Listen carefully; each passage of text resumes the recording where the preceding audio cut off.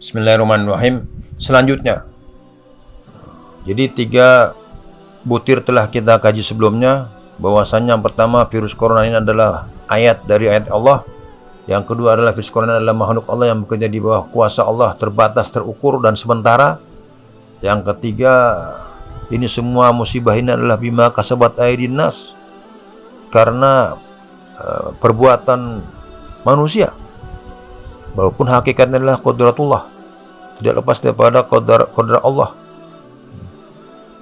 Jadi kita wajib beradab kepada Allah Ta'ala, sebagaimana Rasulullah SAW dalam satu lafal doa iftitah salat ada disebutkan beliau SAW berdoa, wal khairu biyadik wa syarrun ilaik, dan kebaikan itu di tanganmu, sementara keburukan tidak dinisbatkan kepadamu, kepada Allah Ta'ala, disebutkan kepada diri kita. Itu adab. Sebagaimana kisah Musa dan Khidir alaihissalam dalam surah Al-Kahfi, di mana beliau berdua berjalan, kemudian mengalami 3 peristiwa. Peristiwa yang pertama, ada para orang miskin dirusakkan oleh Khidir alaihissalam. Yang kedua, menjumpai seorang anak kecil dibunuh oleh Khidir alaihissalam. Yang ketiga, menjumpai suatu kampung, kemudian di situ ada rumah anak yatim piatu yang mau roboh, kemudian direhab oleh Khidir alaihissalam. Kita lihat bagaimana Khidir alaihissalam ini beradab kepada Allah Ta'ala. Dalam peristiwa yang pertama, perahu dirusakkan, baru orang miskin dirusakkan. Beliau menisbatkan kepada diri beliau. Amma safinatu fakanat limasakin ya'maluna fil bahri fa aradtu an aibaha. Adapun perahu adalah punya orang miskin yang bekerja di lautan, fa aradtu an aibaha. Irudahnya disebutkan kepada beliau. Fa aradtu, maka aku berkeinginan merusakkannya. Walaupun itu semua adalah qadar Allah, itu perintah Allah Ta'ala kepada Khidir alaihissalam untuk melakukan itu. Tapi adab ini, aku yang menginginkan. Padahal hakikatnya itu Allah yang menginginkan. Ada hikmah di balik itu, ada tujuan di balik itu. Walaupun lahiriahnya manusia melihatnya itu suatu perbuatan yang merusakkan, sehingga Musa alaihissalam bertanya. Karena lahiriahnya seakan-akan itu perbuatan yang buruk. Yang kedua, ketika membunuh anak kecil, juga disebutkan kepada diri beliau Khidir alaihissalam. Faradarbaka wa amal gulwam fakana abawahu mu'minaini fa khashina irqahuma dughyan wa kufra fa aradna abdillahuma rabbuna khairan min zakata wa aqraba rahma. Adapun anak kecil, itu kedua orang tuanya adalah orang beriman, maka kami khawatir keduanya ini nanti akan berbuat durhaka kepada orang tuanya itu dan mengingkari, tidak berterima kasih.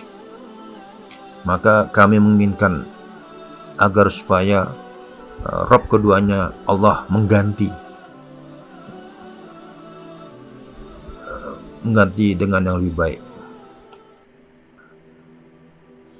Jadi Khidir alaihissalam membunuh anak kecil itu supaya nanti Allah ganti anak yang lain. Membunuhnya itu beliau, tidak pada beliau. Tetapi perbuatan yang lahiriahnya terlihat baik, ya, seperti bangun rumahnya anak yatim. Beliau nisbatan kepada Allah Ta'ala. Fa arada rabbuka ayyablugha ashuddahuma wa istakhrija kanzahuma rahmatan min rabbik. Fa arada rabbuka, maka Rabb engkau menginginkan supaya kedua anak itu sampai kepada kedewasaannya dan nantinya mereka baru bisa mengeluarkan perbenaran harta yang ditinggalkan oleh orang tuanya. Fa arada rabbuka,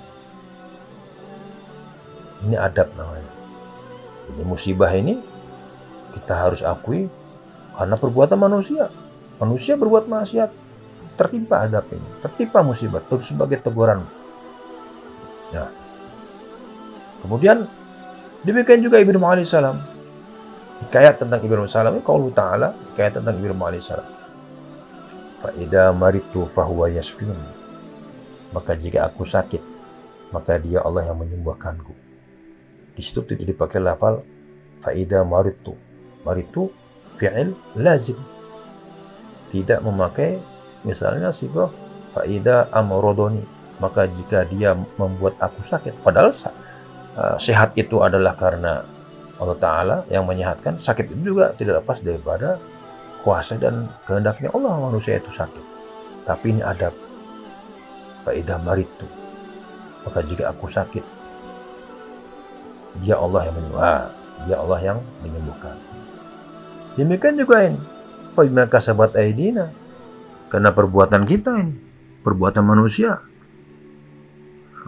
Sekarang kalau memang ini perbuatan manusia, perbuatan maksiat, mengapa ada orang-orang yang lahirnya baik, orang yang muslim beriman kok juga terkena virus? Bahkan ada seorang syekh ulama itu juga terkena penyakit ini, meninggal dunia. Orang yang ya kita seorang alim, seorang yang soleh, nasabu hakada, la nuzaki ahadan Allah wallahu hasibuhu.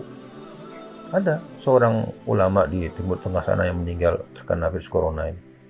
Ini bagaimana? Apakah karena kok begitu kena juga orang beriman? Nah, melihat ini kita beberapa kemungkinan.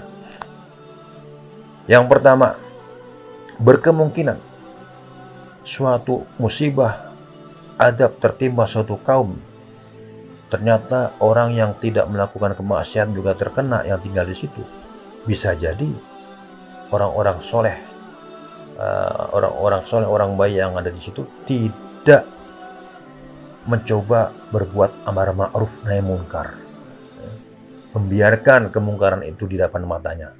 Bahkan dia bukan hanya membiarkan, dia menunjukkan toleransinya, menunjukkan keridoannya, walaupun dia tidak ikut berbuat, dia ikut bergabung dalam acara-acara kemaksiatan tersebut. Dalam arti kata tidak mencegahnya, hadir saja, duduk saja, nonton saja, tidak berbuat apa-apa, itu juga dia akan terkena. Atau kemungkinan yang berikutnya, kalau dia ternyata sudah melakukan amar ma'ruf nahi munkar dengan tangan, tidak sanggup dengan tangan, dengan lisan juga sudah, ternyata juga masih lemah juga, dalam hati dia tidak itu, dia terkena juga. Bisa jadi kifaroh, karena tidak ada musibah menimpa orang beriman kecuali sebagai penghapus dosanya. Hatta sebuah duri yang terkena pada orang beriman sebagai kifarah, penghapus dosa. Dan untuk bagaimana para nabi? Para nabi mengalami musibah juga. Nabi Ayub alaihissalam terkena penyakit yang luar biasa dan habis keluarganya, istri anaknya, beliau sebatang kara.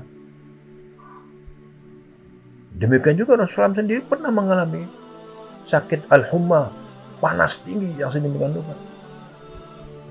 Bagaimana ini?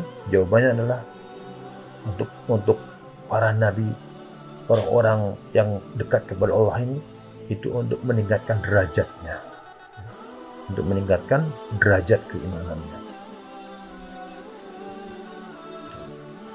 Itu. Alhamdulillahirabbil alamin.